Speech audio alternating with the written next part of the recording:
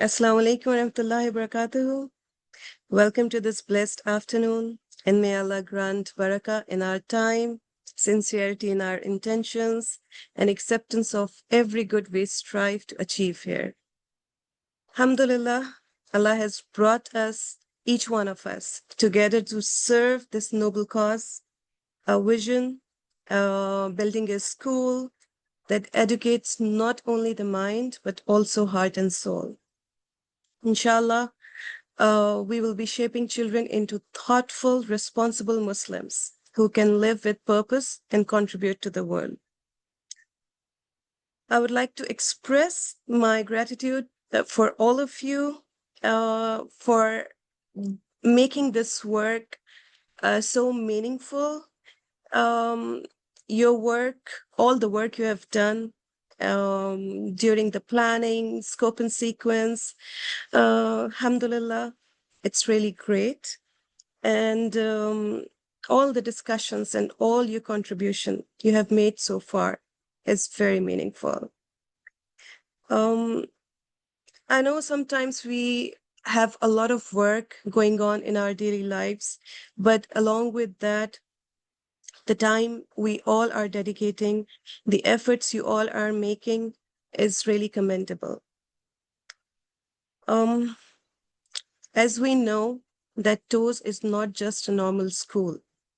It's very unique school. And what makes TOES unique is the effort of the people who are working for it. It's the vision behind this work. It's not just creating a school that meets global standards. It's about the school that combines global excellence with Islamic principles. It's about giving the students a worldview anchored in faith, yet open to the world. This is what we are striving for. The children who are confident in their identity as Muslims and equipped to navigate the complexities of today's world. This work matters because every child who passes through TOES will carry with them the lessons you're embedding in the curriculum today. Every concept they internalize about justice, responsibility, and identity. Every moment they feel proud to be Muslims and to be a contributor to a global community. So it becomes a part of our legacy, Bismillah. We are not just building lessons, we are building lives, characters, and futures. We are creating a space where children can see the world not only as it is, but as it should be, through the eyes of a believer. This is a profound trust that Allah has placed upon us. So, inshallah, we'll move into a professional development session on deepening our understanding of concept-based learning. This is an opportunity to grow, to refine our craft, and to bring even more depth and meaning into the work you're already doing so beautifully. So please stay fully focused and remember your why you are here. May Allah unite our hearts, guide our steps, and accept our humble efforts. So let's start.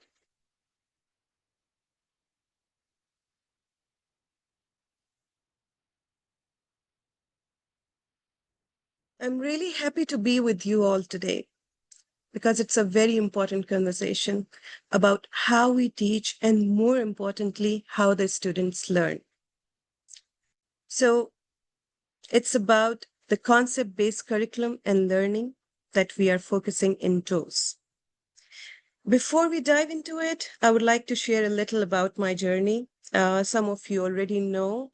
Those who just joined me today, I would like to just share about my journey so you understand the heart behind this work. So I started as a pharmacist, working in healthcare, and I was very passionate in the healthcare when I was working there. It was a field rooted in precision and care.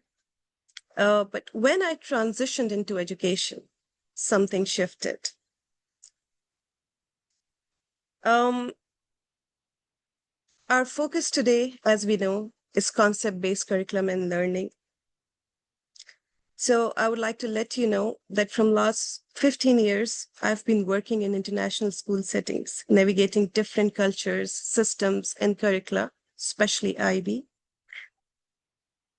Um, what stayed me um, across all these experiences is the transformative journey, the way I witnessed students learning and thinking independently, reflecting deeply, and engaging with purpose.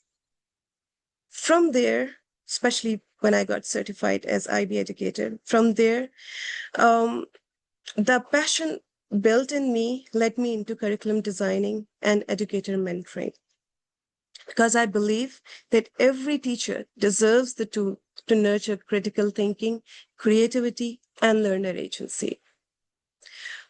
Volunteering has been the core part of my life.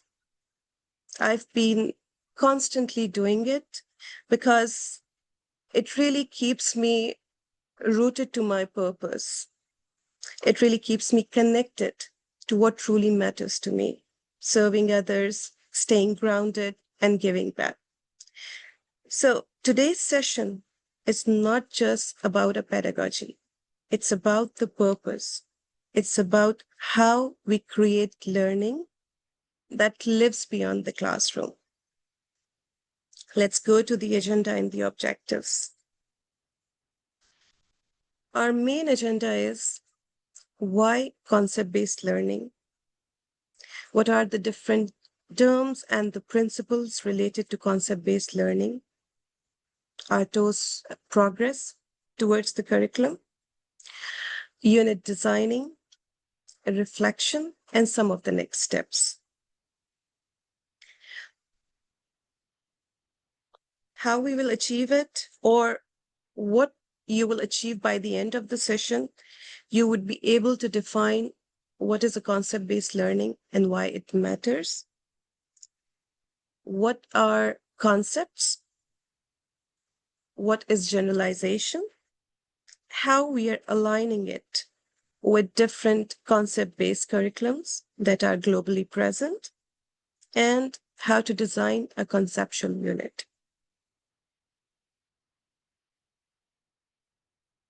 Okay, so let's start with a big picture view, a kind of mental map for our today's session. Whenever we are exploring a shift in how we teach and design learning, it really helps to bring things down into three guiding questions: what, why, and how.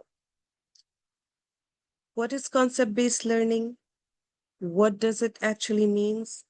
How it is different from what we may already be doing? Why? Why does it matter? What makes it worth our time and attention? What does the research says? And more importantly, how does it help students? And the last part is how actually we do it. What does it look like when we design a curriculum, a unit, or plan a lesson? These three questions, what, why, and how, are going to shape everything we cover today.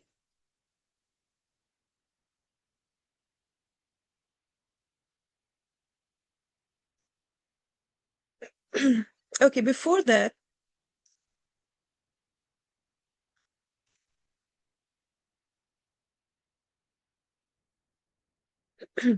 we dive in, I would like to invite you into a moment of reflection. Think of a unit or topic you taught recently, or the one in which your students could remember the content. Maybe they even performed well on a test. But when it came time to apply it into the real world situation or transfer that knowledge to a new problem, they struggled. Um, I request you to write down in a chat if you remember any of your experience or you want to share any thought regarding this reflective question.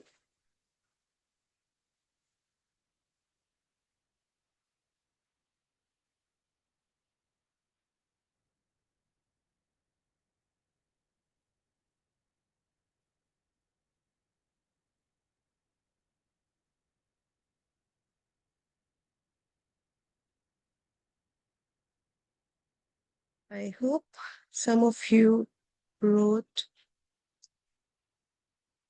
I'm waiting for the answer. Anyone would like to share?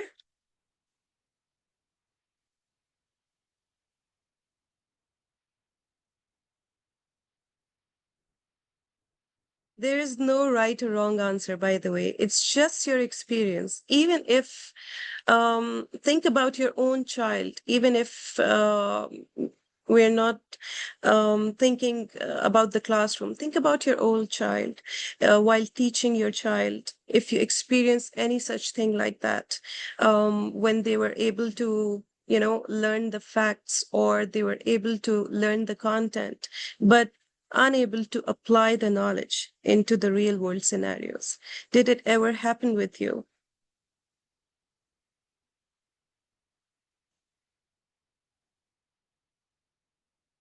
Okay, Aisha, I got your answer. I taught plant and seeds, and the children did good in the test, but in the practical project, they needed guidance.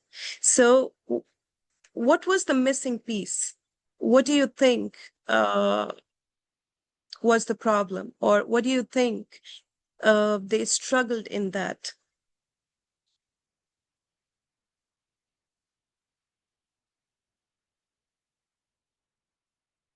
Even if nothing specific came to your mind yet, it's okay.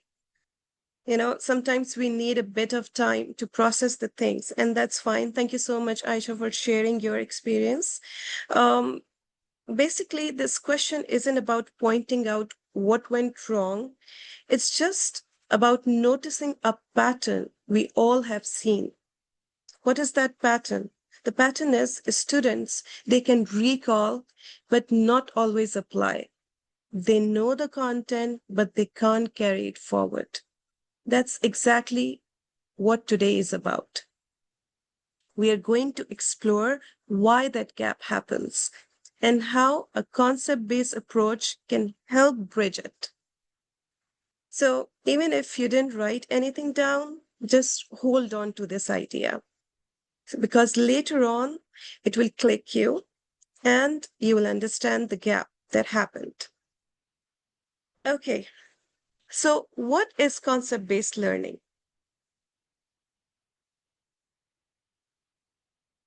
Again, this is a quick reflection, and if you would like to share your answer, good enough. If you don't want to share, write it down for yourself.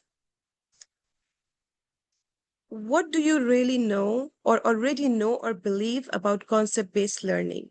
And what's one thing you're hoping to get out of this session? It would be great if you would like to share with us in the chat or at least write it down for yourself. So by the end of the session, you can reflect back that whether you achieved it or not.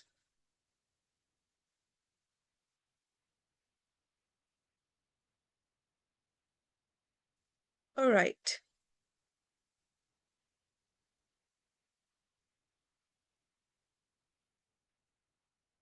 Let's dive into the real content. So the first thing is, what is a concept? Concept is not a topic, not a fact, not a skill. It's a timeless, abstract, transferable idea that helps us organize and make sense of knowledge. Think of concepts as mental constructs, frameworks in our mind that categorize our experiences and connect isolated facts and skills to a deeper, more meaningful understanding. For example, concepts like change, identity, responsibility, system, conflict, perspective, these are all big concepts. Why do concepts matter? Because they provide an intellectual framework that lets us think across different times, contexts, and disciplines. They empower learners to transfer knowledge beyond a single topic or event, helping us see bigger patterns and make sense of complexities in the world. Concepts give learners the why behind the facts. Concepts spark curiosity, guiding critical thinking, and opens door to deeper, lasting understanding. Remember concepts as taught. You can see at the bottom of the slide. Taught means timeless, abstract, universal, and transferable.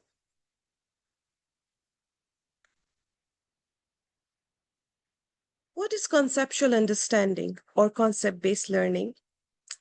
Conceptual understanding goes beyond simply knowing facts or completing tasks.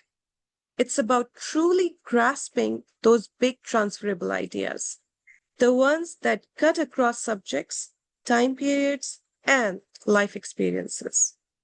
So when students build conceptual understanding, they don't just memorize information for a test. They build or they begin to see things that connect. They recognize pattern, relationships, and underlying principles. They can take something that learn in a science unit and apply it while reading a novel or solving a real world problem in the community. As Lynn Erickson and her colleagues said, conceptual understanding requires that students not only know information, but can organize and apply knowledge through conceptual lens. Because in a world that's changing faster than ever, filled with challenges we can't yet predict, it's not enough to recall content. What our learners need is the ability to think conceptually, to transfer learning, to adapt thinking, and to make meaning across new and unfamiliar situations.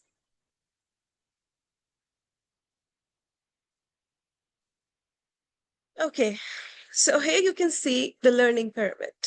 What is the learning pyramid? It has three levels: facts, skills, and concepts. Most traditional teaching tends to stop at the lower levels of learning, that is, facts and skills. Students are often asked, what happened or how do I do it? While it is important, but it's just the foundation. In concept-based teaching, we go beyond facts and skills. It takes us all the way to the top of the learning pyramid. To why does this matter? Let's say a student can tell me what a metaphor is. That's a skill. It shows that he or she can recognize or define the literary devices. But if the student can explain how metaphor conveys emotion, perspective, and identity in a poem, that's where the student is engaging in the conceptual understanding. That's where he or she is making connections, interpreting purpose, and applying the learning in a meaningful, analytical way.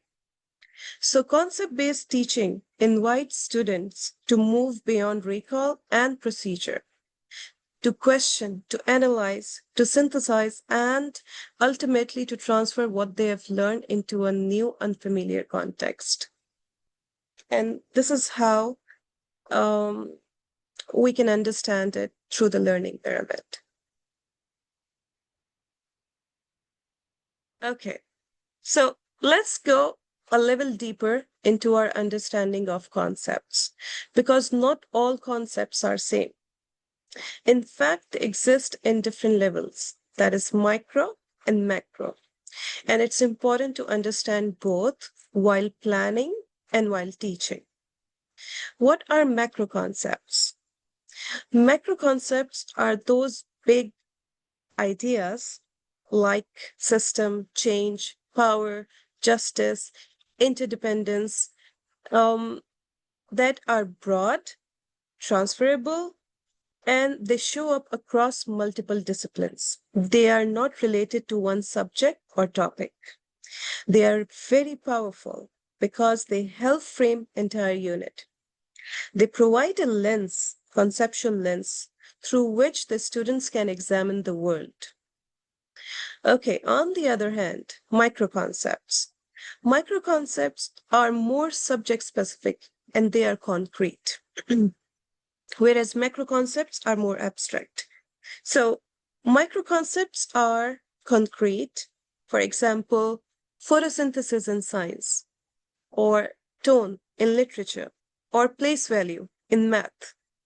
These are the ideas that build precision and depth within the discipline. It's the tool that we use to explore the bigger picture. And what's more important, we need both. We don't need only macro concepts or micro concepts. We need both. Why? Because macro concepts help students connect knowledge across topics and disciplines. And the micro concepts help them go deeper, build accuracy, and understand how the big ideas play out in the real specific context. So together, they are balanced. They make the foundation of deeper learning that lasts far beyond the classroom. Okay, and that makes the learning more transferable. When we say transferable, that means that students can apply their knowledge throughout their life, not only in the classroom or not only in one subject, rather in the real life scenarios.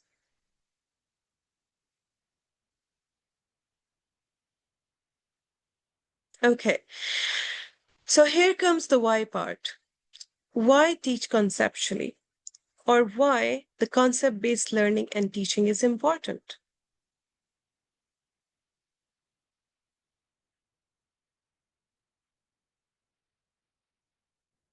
Okay, so why we are doing this? Why we are shifting from topic-based to concept-based? To know this and to understand this is a game changer. It's really very important because when we teach isolated facts, they are disconnected from meaning. The students may memorize them, but they often forget them as quickly. It's like building on sand without any foundation to hold on. But when we teach conceptually, when we help students build patterns and relations and organize the knowledge, their learning sticks. They not only remember more, they can use this throughout their life, as we discussed earlier. Now, cognitive science backs this up. Like um, Willingham, he was an educator. He said that the students remember what they think deeply about. And John Hattie, another researcher and educationist, according to him, learning impact shows that when we move from the surface learning to deep and transfer learning, outcomes improve dramatically. Concept-based teaching creates the space for deeper thinking, not just recall, but analysis, connection, and reflection. It also helps in transfer of learning, applying understanding to new problems or new contexts.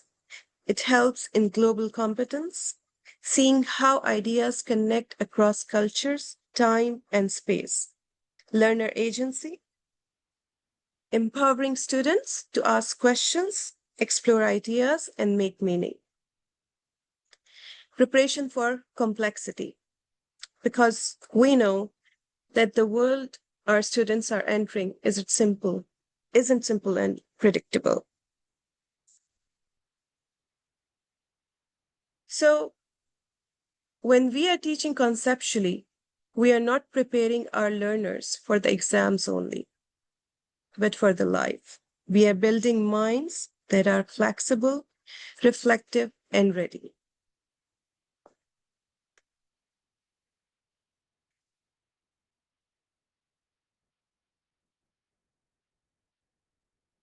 Okay, so it's important to remember that we are not the first one to walk this path. Teaching for conceptual understanding is grounding in decades of educational research and practice. These are all the names who had been working for the concept-based education or the concept-based learning. Brunner, he gave us the idea of spiral curriculum, returning to big ideas again and again, each time with more complexity.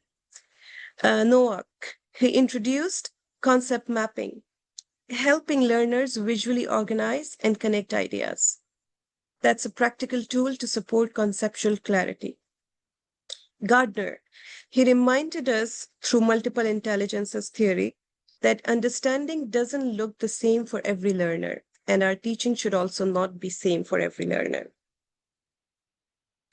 And of course, if I talk about Lynn Erickson and Lanning, the last one, they are the one who formalized this work into CBCI framework.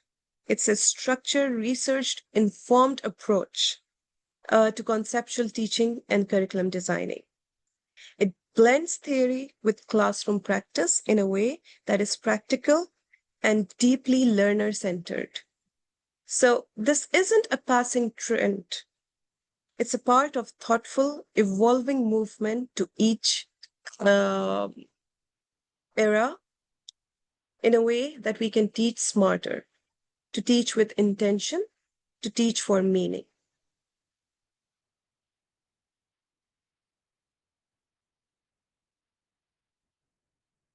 Now, what is the connection of CBCI or concept-based learning with TOES?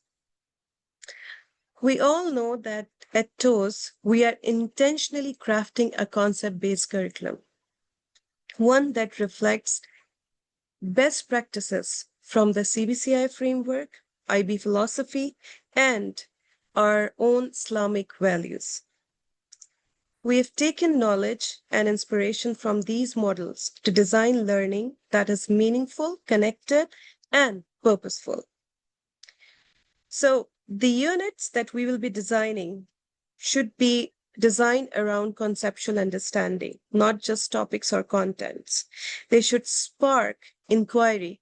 They should be able to allow students to explore big ideas and promote transfer across subjects and real life situations.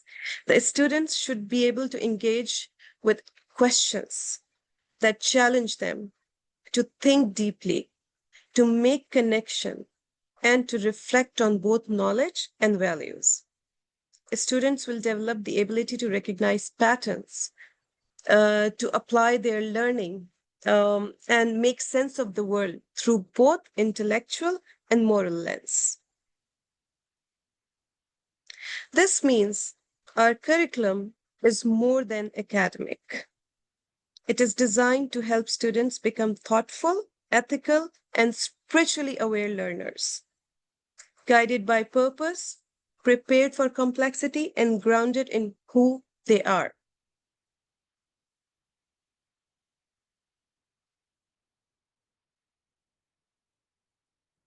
Okay, so now come the part how. How to design concept-based curriculum. And this is something very important. Um, I hope um, I'm able to transfer some knowledge related to what is concept-based learning and why it is important.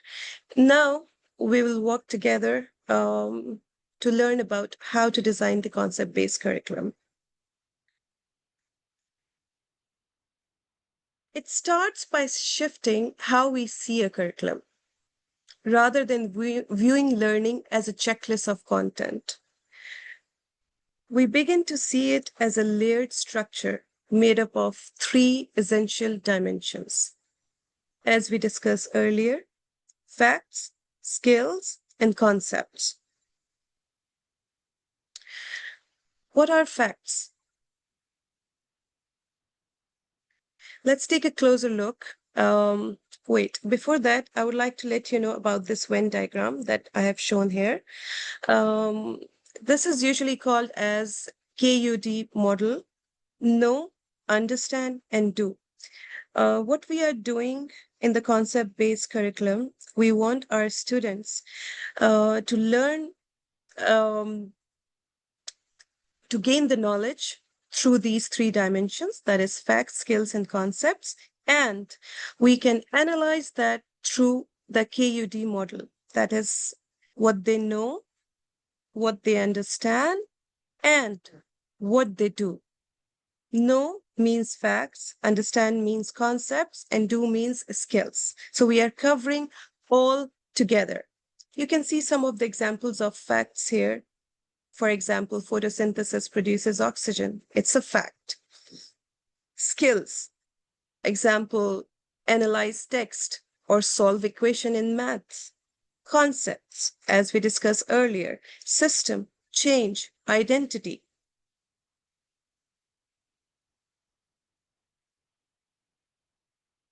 So let's take a closer look at these three dimensions because understanding them clearly is the key. This model brings everything together. Imagine curriculum as a three-dimensional cube where each face represents one part of learning: facts, skills, and concepts. They are not separate. They are all working together. Real, powerful learning happens when these dimensions intersect. You can see a new thing on the top, that is generalization principles. What is it? We'll discuss about it later.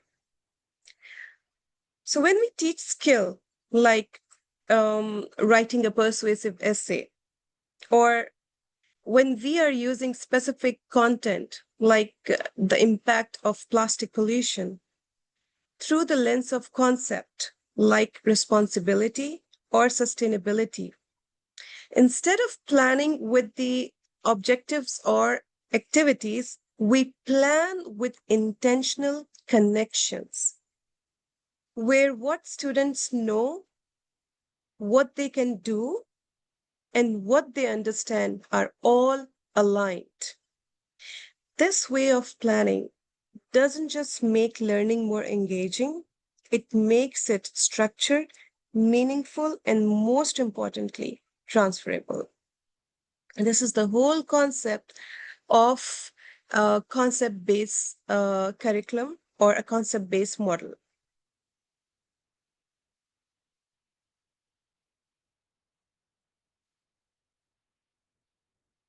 What is generalization?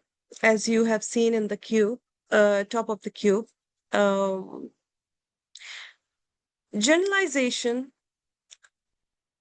is a bridge between concepts and understanding. They are the big ideas or the statements that connects two or more concepts into a meaningful relationship. For example, you can see it on the slide also, power can maintain or disrupt systems. Another example, change has both intended and unintended consequences, or perspective shapes meaning. So they aren't just academic sentences, they are thinking tools. They help students form insight, ask deeper questions, and make sense of complexity. When students engage with generalizations, they start seeing how learning applies beyond the classroom to society, to history, to faith, and to their own lives. Generalizations are what help students move from isolated facts to broad transferable understanding.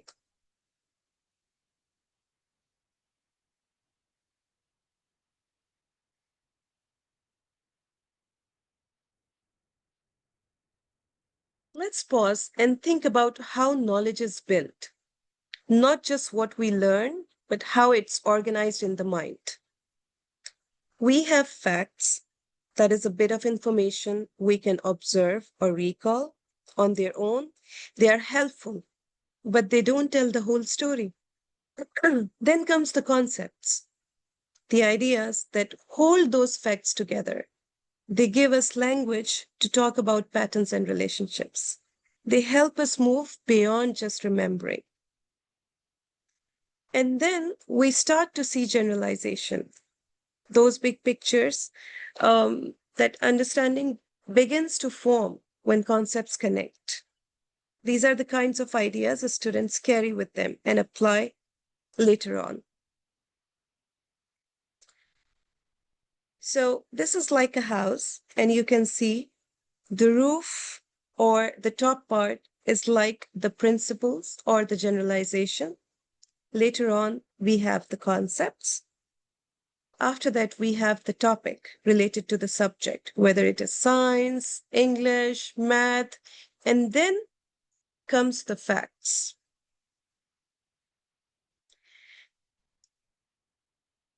So, just like knowledge, the learning process itself follows a rhythm.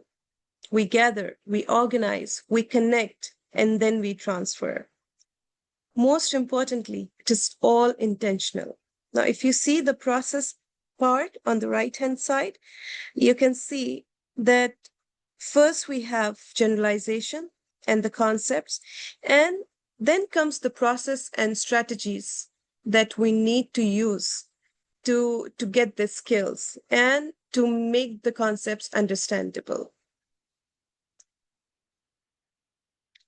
Let me show you an example. So we can have a closer look how this structure comes together with an example focused on a rainforest ecosystem. So you can understand how it looks like in the classroom. As we can see the key parts of this structure: facts, concept, generalization, topic. What is the generalization here? Ecosystem maintains balance through interaction among organisms. Another generalization could be change in one part of an ecosystem can affect the entire system. What are the concepts that we are trying to teach to our students here? Ecosystem, balance, interaction, and change. What is the topic? It's a science unit, and the topic is rainforest ecosystem. What are the different facts that the students would be learning about this ecosystem? They are mentioned here. For example, the rainforest is home to diverse species, deforestation disrupts animal habitats, and so on. So this is how the whole structure of knowledge or the structure of process looks like in action whenever we will be designing the units and we will be planning the lessons. This is how we need to focus on conceptual understanding. And we need to remember that each of these elements play a really important role or a unique role in understanding, and they all work together and they are all connected.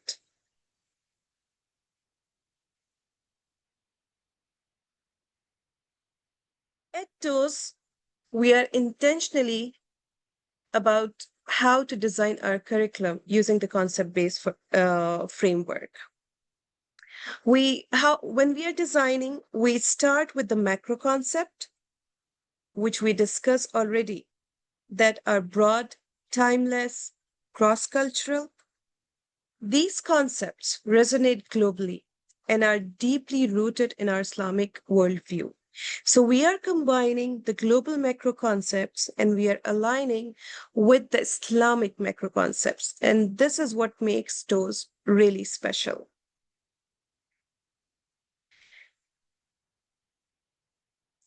Okay, the next step after that is to align these macro concepts with the micro concepts of our topics and our subjects.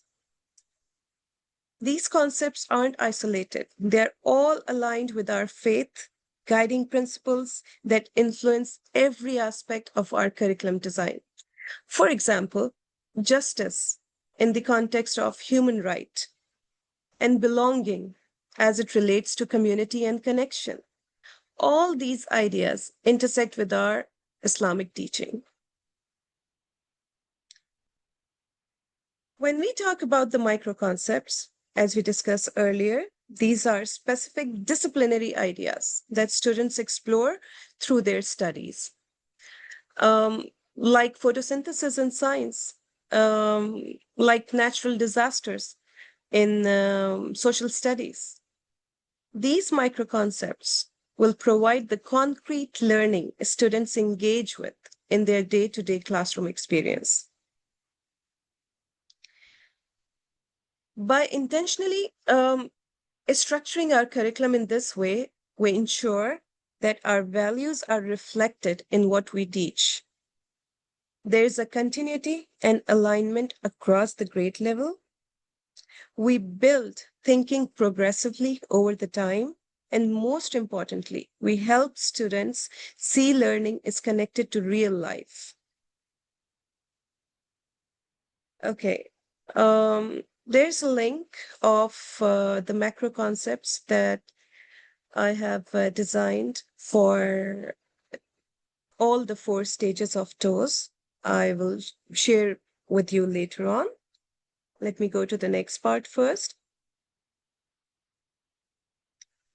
Okay, today we will also learn how to design a conceptual base unit. As you can see on the screen, this is like a step-by-step framework. We start with the big idea or the macro concept, like change, and then we zoom in to the micro concept that is related to the subject and the topic. Then we go towards the generalization and craft the conceptual understanding. It could be a generalized statement or the essential question related to that concept of the unit. Later, we define the knowledge and skill, how the students will learn, what type of procedures or methodologies or skills would be used. We also need to ask some powerful questions. I will discuss that later on in the next slide. Those questions actually develop the understanding step by step in the students. These questions can be factual, conceptual, or provocative, depending on the type of unit we are designing. We have to plan the learning task, whether it will be a project base, whether it will be a research base, whether the students will work collaboratively in a group or individually. All of that would be decided on this step, planning the learning task. And the last, most important part is how we will assess their understanding. We have to decide some tools and strategies, how we will assess their knowledge and how we will assess whether they are able to transfer that knowledge into real world connection by giving them opportunity to think and to apply their knowledge beyond the classroom. This is all what we should do while designing the concept-based unit. Again, I have created some samples for the unit. Inshallah, later on, we will discuss and together. Yeah, okay. So, crafting powerful inquiry questions for the unit. Previously, I just told that you have to design some important questions. These 3 type of questions could be factual, that is based on establishing the basic knowledge or to build the foundational knowledge. For example, how does what are the different types of government, or when did World War One started or ended, or what are the parts of plant? Conceptual questions would be the one that will guide the students towards deeper understanding. For example, how does conflict shape societies, or how does power shapes leadership? And then there would be provocative questions that encourage debate and critical thinking. For example, we can say, is power always corrupting? Is war ever justified? These are some of the examples of the different types of questions that we need to create while planning and designing our units.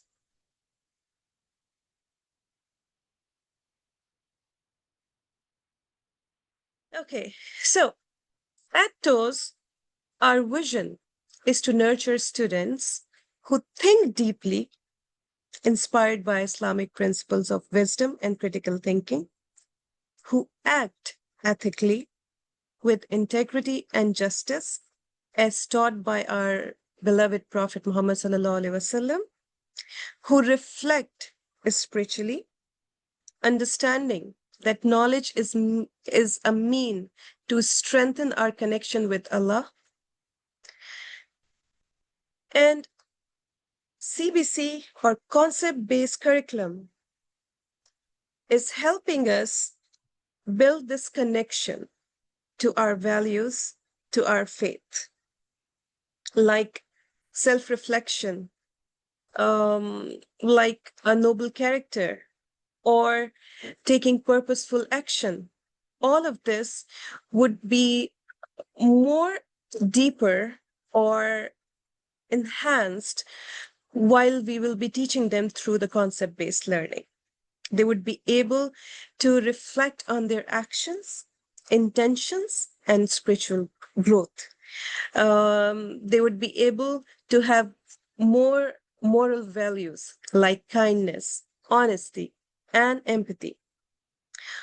We would also be able to encourage our students to apply knowledge in service to others in line with Islamic teachings.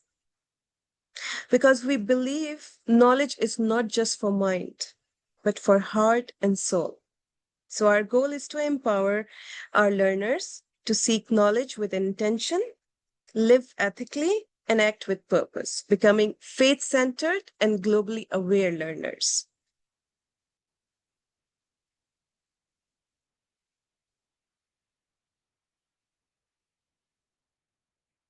What will be our next step in the upcoming sessions? We will be learning practically how to build a thinking culture for our students by learning strategies for conceptual understanding. We have a lot of strategies, but today I don't want to jump to that. Today, we just want to build the foundation of conceptual understanding. And inshallah, in the upcoming sessions, we will have different learning outcomes like how to teach concept-based curriculum. Today, we are learning what is it, why it's important, and how can we design. Inshallah, next time we will learn how to teach it, what are the strategies, what are the different thinking routines, and how can we make our students' thinking visible. And after that, we will learn how to assess for deeper understanding. So that would be the session related to assessments. How can we shift our focus from memorization to application and explanation? How can we create authentic assessments and rubrics that would be clear, that would be evident for our students' learning, and that shows reflection also, inshallah. Okay, before I go to call to action, because this is a task that all of us need to do. But before that, let me go to the documents that I didn't share till now.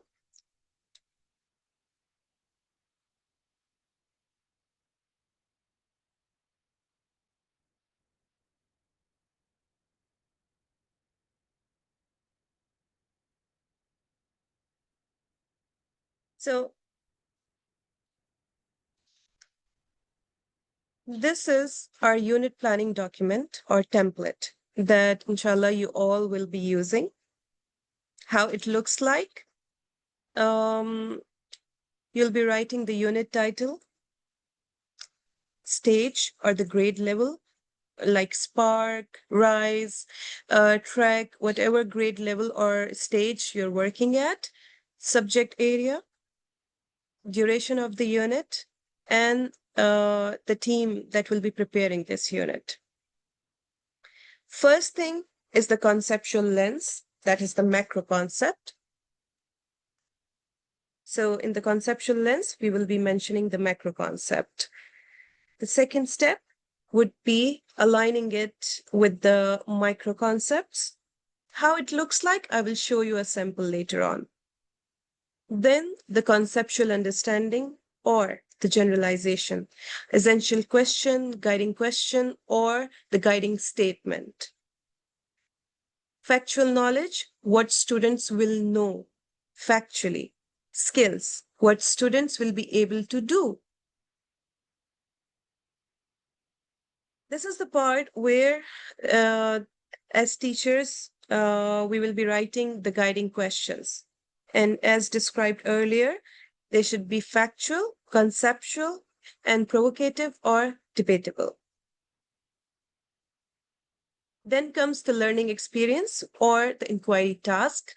How the learning will be happening through inquiry, through research, through project, through hands-on experiments, or through a worksheet. Maybe sometimes we need the worksheet where the students can actually write in detail about their thought. Like, for example, in English, we have a writing task. Definitely, we need a worksheet where students can write, or they need to solve equation. They need to solve some mathematical work. So it depends what type of unit we are designing, for what subject, what's the main concept, and accordingly, we will write down what would be the task. This is the assessment, how we will assess them. It can be through discussion, through exit cards, through journals. We will, as I said earlier, we will discuss it in the next, inshallah, upcoming sessions. So, but while designing, it should be in your mind, because when we are teaching through the concept-based curriculum, always we are following the deductive methodology, that is planning backward, starting from the end, what exactly we want to achieve, or what exactly we want our students to learn. So when we do the backward planning, it makes our work easier and gives us a clear roadmap where we want to reach, what's our goal.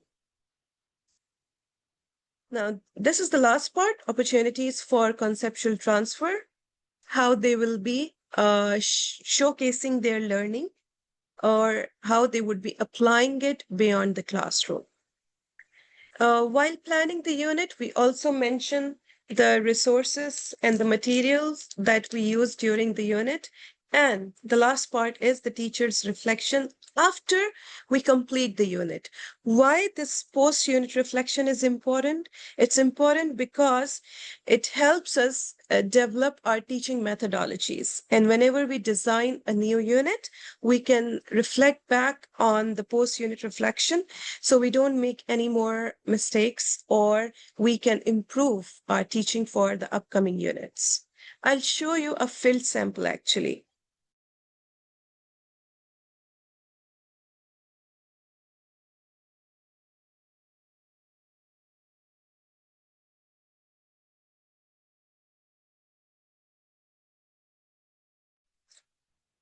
So this is a field sample of a grade 1 science.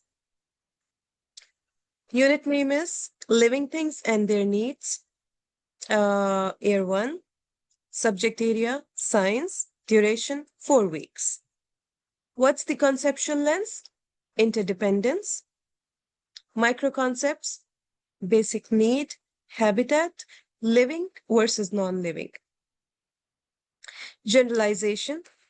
Living things depends on their environment to meet their basic needs. Factual knowledge. Plants need sunlight and water to grow. Animals need food, water, and shelter. Skills. What students will be able to do? They would be able to identify living and non-living things and describe what living things need to survive. Factual question: what do plants need to grow? How do animals find food? Conceptual question: how do living things depend on their environment? Provocative question: should we protect habitats even if we don't live there? Now, the inquiry task: students will grow and observe a plant over 2 weeks, and they will create a habitat model for an animal. How we will assess? Through observation, discussion, and drawing journals. What would be the final assessment task? That would be creating a poster showing how one animal gets its needs met.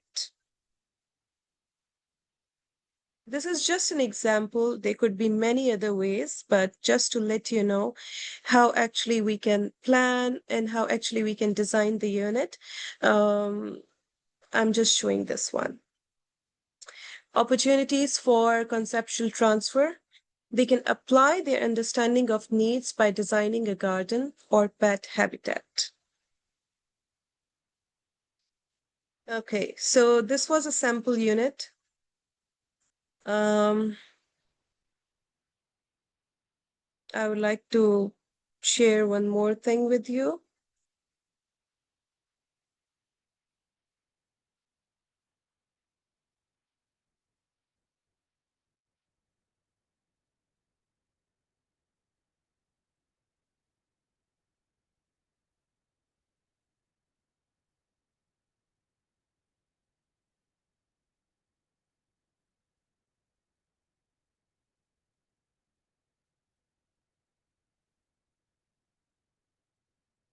Here you can see stage-wise global macro concepts that will be used throughout our unit planning. Their alignment with the Islamic macro concepts, some essential conceptual question, and this can be changed depending on our designing while we are working. We can add more questions, we can add more generalization statements, but this is for the beginning. So we have our, thought process activated and we can work on it together. Here you can see some of the suggested micro concepts along with the subjects. For example, um, shapes in math, materials in science, letter forms in English, unity in creation while teaching Islamic studies. All are the different examples of the micro concepts that could be used in different subjects. Now, from where these micro concepts will come? From our scope and sequence documents. We already have our scope and sequence documents. Um, this sheet will be shared with all of you.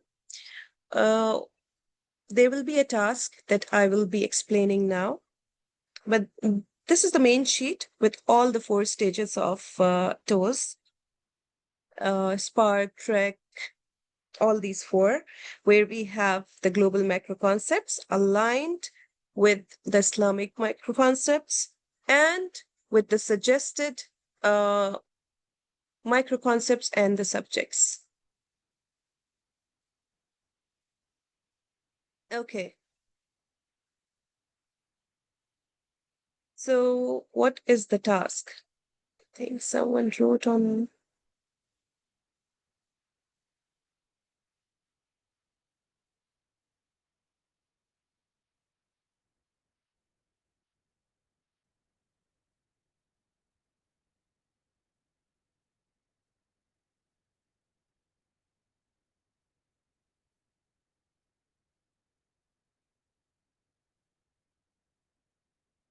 Now, let's take these ideas forward together.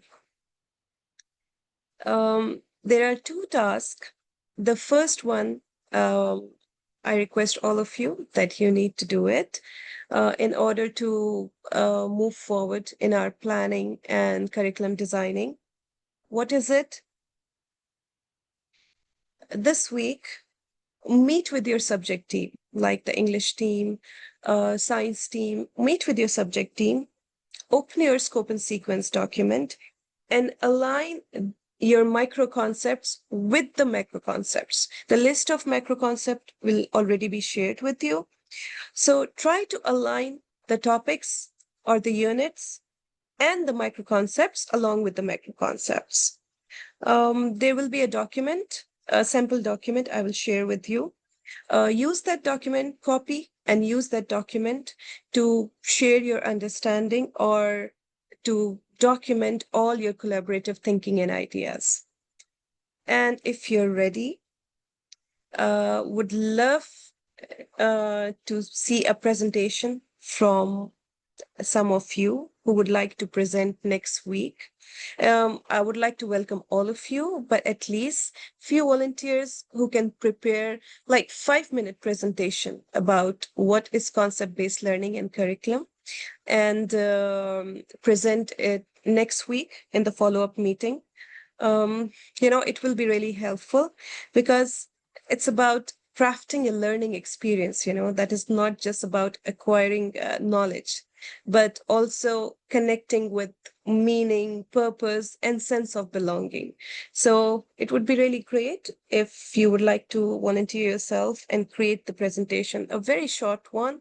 No need to create a very fancy presentation. It's okay even if you just write it down on the Word document, some of your concepts, whatever you understood today, and next week present with all of us. I'll just show the document. Just a second, please. Let me see. Save the document. Yes.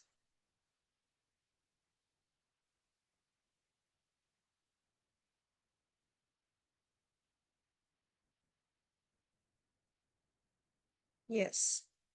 This is the document. Right now, I'm expecting only for the Spark stage because that's what we are working on. So you can write the subject, names of the team member, and the date. I've written the instructions here that you need to review the scope and sequence document, only the Spark stage, identify the micro concepts, and align with